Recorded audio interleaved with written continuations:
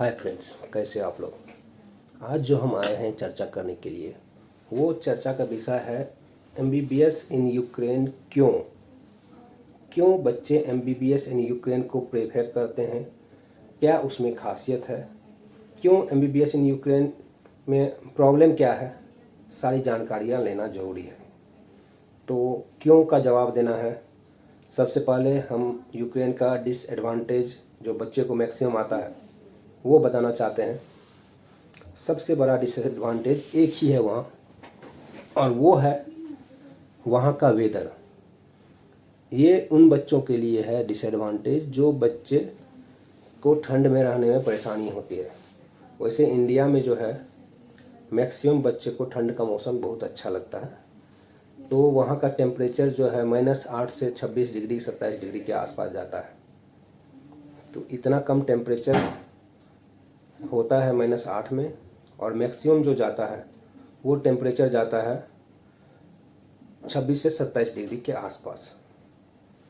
दूसरा आदमी को ये होता है प्रॉब्लम कि इंडियन फूड का प्रॉब्लम तो हम लोगों ने समाप्त ही कर दिया है। इंडियन फूड उन लोगों को, जो भी हमारे बच्चे जाते हैं उनको उनके हॉस्टल में अवेलेबल है, किसी भी तरह की इसमें कोई परेशानी है नहीं।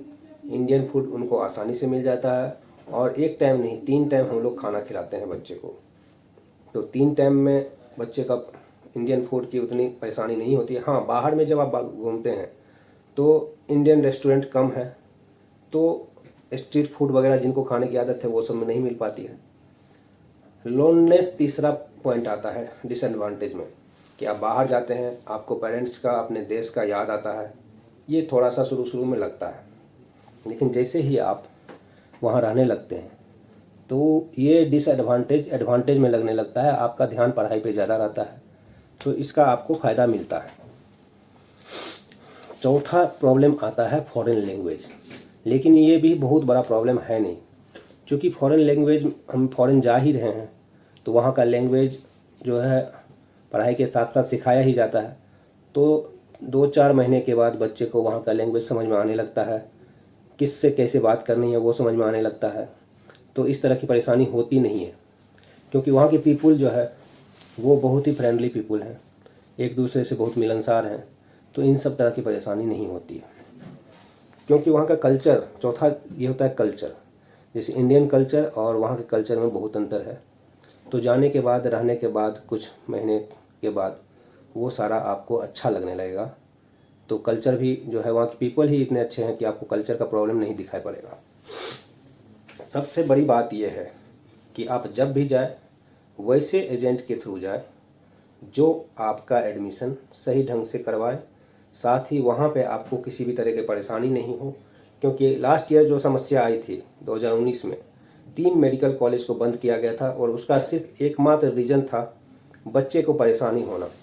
बच्चे को परेशानी होने के बाद उनकी ये समस्या राज्यसभा तक चली गई थी, और राज्यसभा में जब समस्या चली गई थी तो उससे पहले ही 3 मेडिकल कॉलेज को वहाँ बंद कर दिया गया था। तो ऐसे एजेंट के साथ नहीं जाना है, ऐसे लोगों के साथ संपर्क में नहीं रहना है जो वहाँ जा कर के आपसे यहाँ कुछ बात करे और वहाँ पे उसका कुछ बात बदल जाए। ये 3-4-5 जो है डिसएडवांटेज है। अब मैं आपको बताऊंगा एडवांटेज यूक्रेन का क्या है। No IELTS, no TOEFL, direct admission without any donation. बिना किसी डोनेशन के आपके एडमिशन यूक्रेन में हो जाते हैं।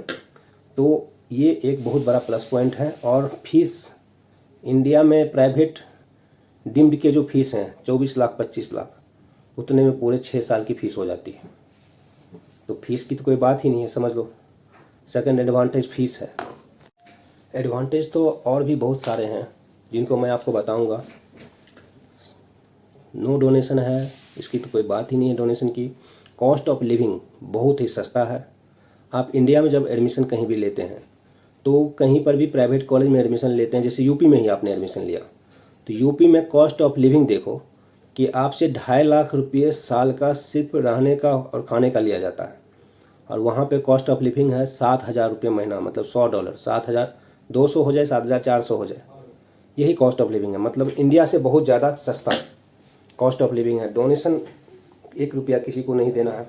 गवर्नमेंट मेडिकल यूनिवर्सिटीज़ हैं 100 साल से ऊपर पुराने कॉलेज हैं, बहुत बड़ी बिग इंफ्रास्ट्रक्चर है। जैसे अपने यहाँ बहुत बड़ा इंफ्रास्ट्रक्चर होता है तो 100 एकड़ में होता है, वहाँ पूरा का पूरा कॉलेज ही शहर ही कॉलेज के नाम पे होता है। मतलब आप समझ लो कि इतना बड़ा कॉलेज है कि पूरा शहर उसके अंदर बसा हुआ है।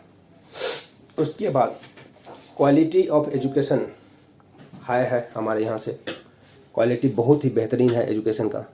साथ ही WHO, NMC, फीमर, यूनेस्को और भी बहुत बड़े बड़े संस्थाओं से मान्यता प्राप्त।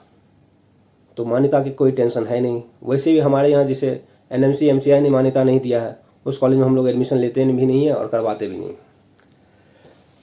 और हमने इस साल से अपने सारे यूनिवर्सिटीज़ में MCI कोचिंग फ्री में देने का, पूरा किट देने का व्यवस्था कर दिया है।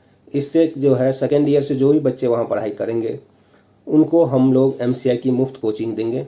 ये हम लोग ने एड ऑन पॉइंट डाला है। इस तरह से हम जो है यूक्रेन की जितने यूनिवर्सिटी में हमारे बच्चे हैं उनको यहाँ से ऑनलाइन क्लासेज जाएंगे और लास्ट ईयर में यहाँ से टीचर जाएंगे जो कि MCI की कोचिंग वहाँ पे उनको करवाएंगे। अभी जो है सेकेंड ईयर से 5th ईयर तक totally online classes per day 2 घंटे का करवाया जाएगा, ताकि बच्चे को आज से ही नॉलेज रहे कि आगे उसे MCI कैसे निकालना है। और उसकी पूरी तैयारी करवाई जा रही है ताकि MCI में उसे निकालने में कठिनाई नहीं हो। और हमारे बच्चे MCI का रिजल्ट वैसे भी बहुत अच्छे दे रहे हैं। सबसे बड़ी बात है पॉल्यूशन फ्री कंट्री है। आपको पता ही होगा दिल्ली या इंडिया के जितने बड़े शहर हैं उसका पॉल्यूशन लेवल क्या है, और वहाँ पे पॉल्यूशन फ्री कंट्री है। PM 2.5 जो है 50 के नीचे ही रहता है। तो आप समझ सकते हैं कितना बेहतरीन कंट्री है।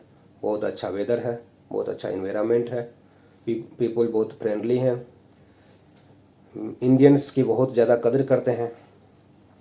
आप लोग आइए, मोस्ट वेलकम है। अच्छे हॉस्टल्स, अच्छे खाने, अच्छी पढ़ाई के साथ कम बजट में आपको अच्छा कॉलेज दूंगा, इसकी हमारी गारंटी है। बहुत बहुत धन्यवाद। Thank you.